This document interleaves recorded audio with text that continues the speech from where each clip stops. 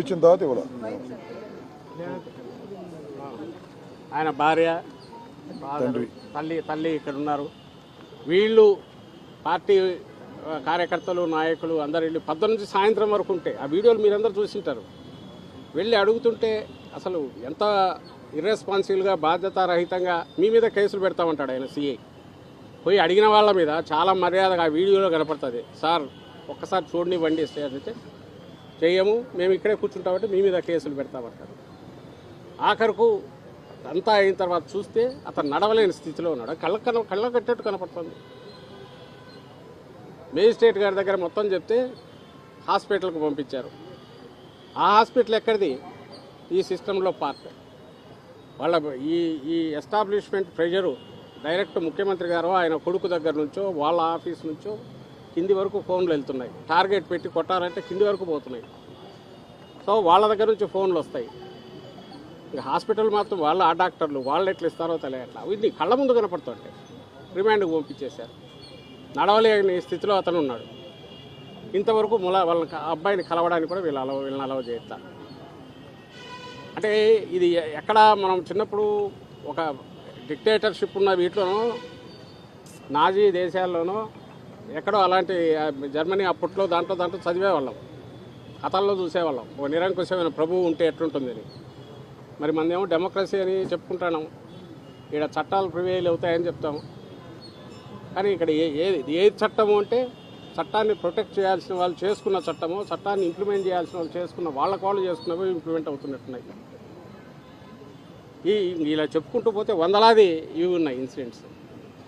తప్పుడు కేసులు కంప్లైంట్ ఇచ్చిన వాళ్ళని వదిలేసి కంప్లైంట్ ఎవరి మీద ఇచ్చారో వాళ్ళతో ఇంకోటి పెట్టించి నిన్న పులివెందల్లో అదే జరిగింది. మొన్న వీళ్ళు మహానాడు పోయి అక్కడ జరుపుకొని పులివెందల్లో వీళ్ళు వచ్చి రాజశేఖర రెడ్డి గారి వీటికన్నిటికి కట్టి అవి కంప్లైంట్ ఇచ్చి తీయండి అని కమిషనర్కి డిఎస్పీ పోతే వాళ్ళు పట్టించుకోకుండా మొహం కూడా కనపడకుండా చేసినారని వాటిని విప్తే మళ్ళీ వచ్చి కట్టి 307 అటెంప్ట్ మర్డర్ అని మా పార్టీ కార్యకర్తల మీద కేసు పెట్టారు.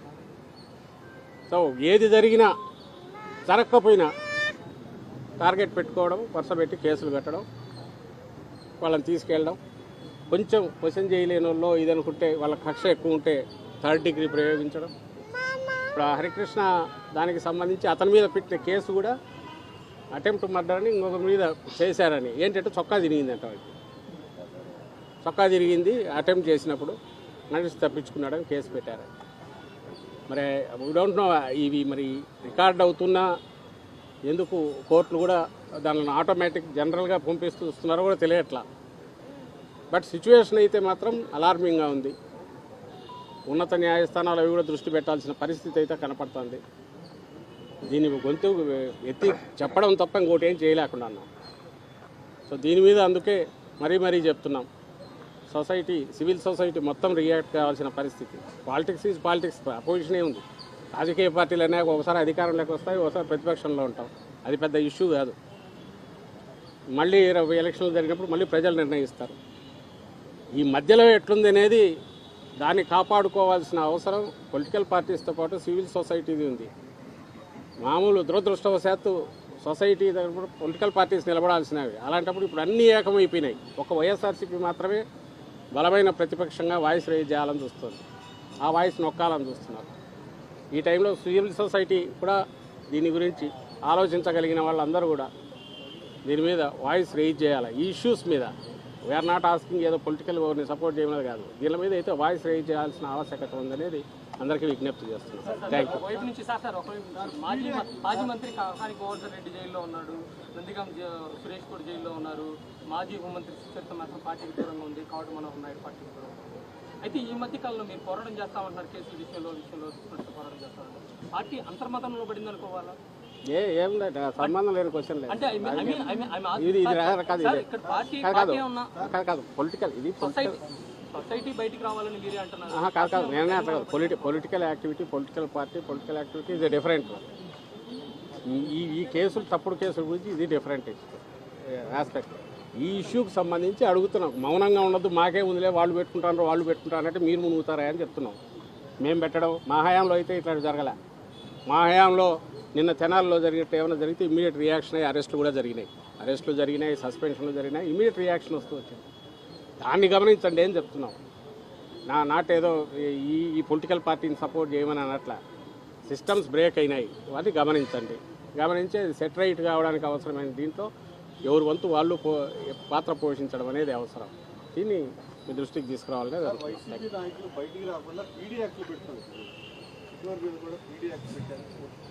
అదే అన్నీ ఇలాంటివే జరుగుతున్నాయి. నేను ఏ యాక్ట్ అయినా పెడతారు, అసలు సంబంధం లేదు. సోషల్ మీడియా దాని మీద సుపారీ కిల్లింగ్లకు సంబంధించి 111 పెట్టడం ఏంటండి?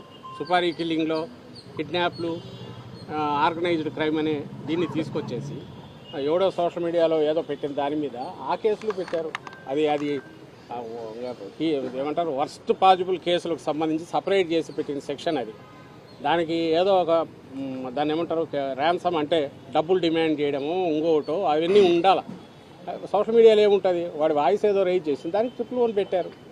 సో అలాంటి వాళ్ళు దాని కేసుకు సెక్షన్స్కు సంబంధం లేని రకంగా వ్యవహరిస్తున్నప్పుడు అసలు కేసు అనేది లేకుండా కూడా క్రియేట్ చేయగలిగిన పరిస్థితులు వాళ్ళు మొదలు పెట్టాక ఇంకా దానికి సెక్షన్ అయితే ఉంది, యాక్ట్ అయితే ఉంది. యాక్ట్ ఏదున్నా ఇక్కడ రాసేది ఇంకోటి రాస్తారు. బై ది టైం కోర్టు పోయి తెచ్చుకునేసరికి రిలీఫ్ వచ్చేసరికి ఆ నెల రోజులు ఏదో అయిపోతుంది. వాళ్ళకు కావాల్సిన హెరాస్మెంట్, హ్యూమిలియేషన్ అవుతుంది.